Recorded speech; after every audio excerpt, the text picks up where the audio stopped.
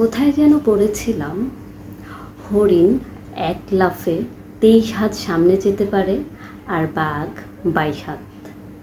অঙ্কের হিসেব অনুযায়ী বাঘ কিন্তু হরিণকে ধরতে পারার কথা না, কিন্তু বাস্তবে তার উল্টোটা ঘটছে। বাঘ বেশিরভাগ সময়ই হরিণকে ধরতে পারে আর শিকার করে তার খাদ্য হিসেবে ব্যবহার করে ফেলে। এটা কেন ঘটছে বলুন তো? কারণ হরিণ দৌড়াতে দৌড়াতে বারবার পেছনের দিকে তাকায় যে বাঘ তার থেকে কতটুকু দূরত্বে আছে, আর তখনই বাঘ হরিণকে ধরে ফেলে। আর এটাই হয় তার সর্বনাশের মূল কারণ।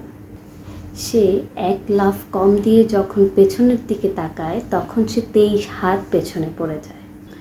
আর আমাদের জীবনটাও এমনই। আমরা যখন সামনে এগোতে এগোতে পেছনের দিকে বারবার তাকাই, ঠিক তখনই আমরা পিছিয়ে যাই। তখনই আমাদের সফলতা পাওয়াটা কঠিন হয়ে যায়। তাই কখনো পিছনের দিকে তাকাবেন না।